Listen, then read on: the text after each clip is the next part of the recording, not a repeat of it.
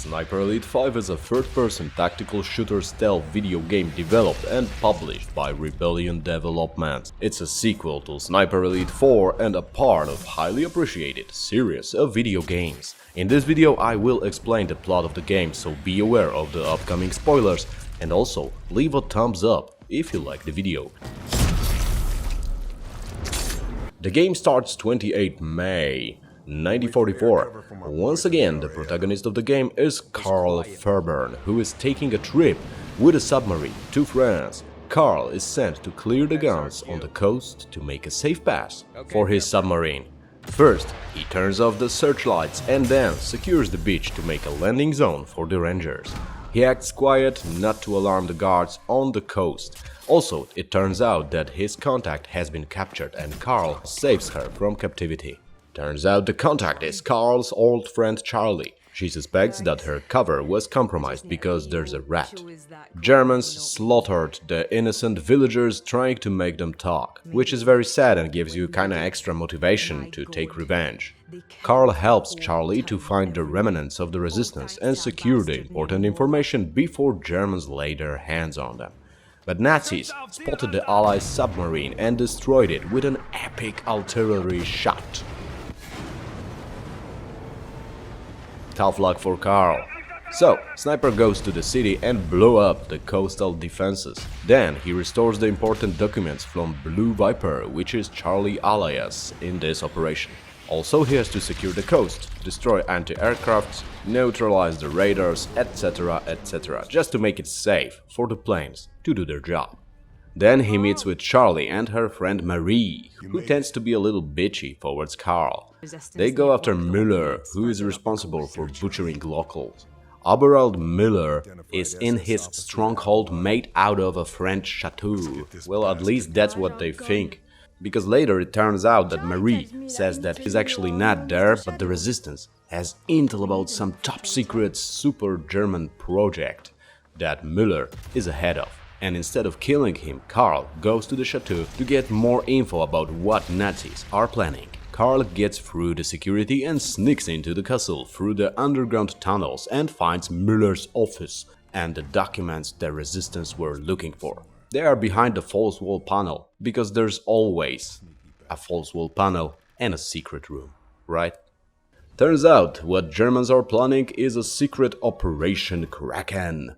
But not only the resistance gains knowledge, Nazis also now know that the Shadow is involved in stealing their documents, and since Carl, at this point of the war, has a reputation, Müller knows who he is dealing with. Captured information reveals that a high-level meeting is about to take place at Beaumont Saint-Denis. Guest list looks impressive, so Carl is sent there.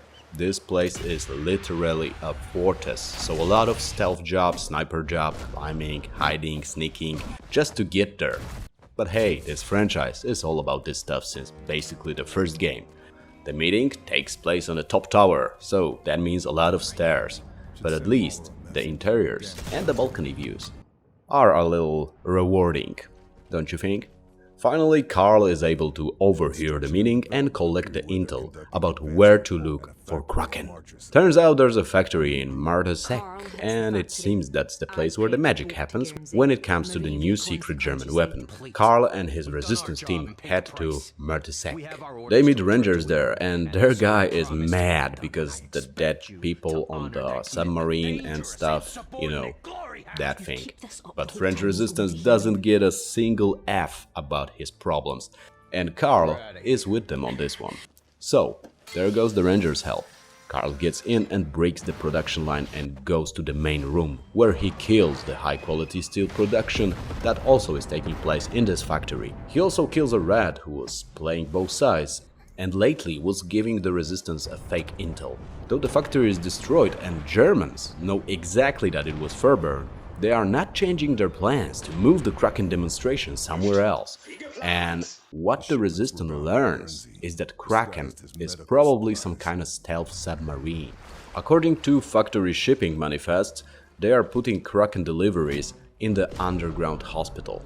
Sniper takes down the radio tower to slow the reinforcements. Then he finds out the Nazis keep mixing up deliveries between the construction site and the tank depot. Again, he messes things up to prevent Kraken construction by blowing up stuff. By this time, Nazis are seriously pissed because they're invited Japan to see their new weapon, and they travel half of the world to get there just to see Karl blowing everything up. Fast forward June 1944, Operation Overlord, the Battle of Normandy. Allied forces are taking Germans by surprise and push them back, but now, as the beaches are taken over, soldiers need to progress and Nazis are no more surprised by the attack. Karl is sent as a part of a Rangers unit to secure the strategic village. After a hard landing, things get a bit chaotic, but Fairburn is okay and ready for action. So, first things first, the usual. Armored cars and broadcast stations. But Karl also needs to be aware of the German snipers hunting in the neighborhood. Karl liberates the village and destroys the AA guns. He also finds a German sniper at the tower of a local church and puts him into sleep, as well as 2 others. Then he uses his Panzerfaust to destroy some tanks. Shermans arrive and safely pass the village. Karl sticks with Marie and Charlie stays with the Rangers. Sniper heads to the German research facility to put an end to the Operation Kraken. It seems to be coordinated from a war room deep inside a central facility. Karl jumps on a train that is heading that way. After getting a free lift, he takes a road through the forest and sneaks into the base.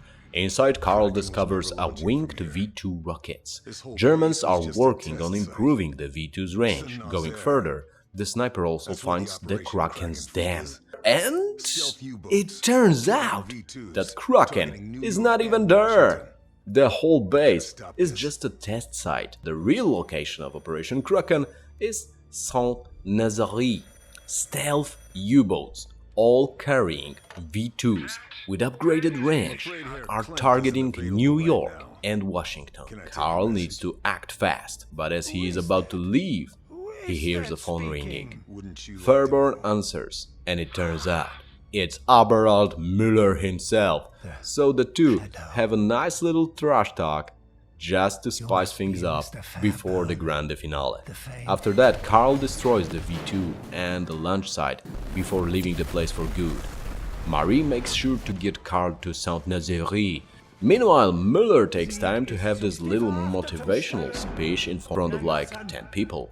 Karl makes his way through the city ruins, but the only way to get inside the base is through the sewers. He spots his chance to sabotage the fuel valves while submarines are refueling. Then he finds the controls of cranes that are loading explosives and uses them to sink U-boat and make it look like an accident. With submarines destroyed, the USA has been saved. But we both know that Karl won't leave this place before he turns it into ashes. And that's exactly what he does. So, another secret German weapon taken down by the home team. Charlie is happy, Lieutenant is happy, Nazis are sad. But what about Müller? Turns out Marie has heard from her contact that he is at his chateau and he's packing up to leave somewhere where Führer's anger won't find him. But Karl Bullet does! And let's be honest, he had it coming.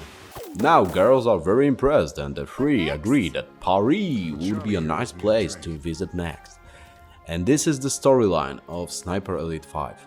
Leave a thumbs up if you like the video and let me know in the comments which game should I do next.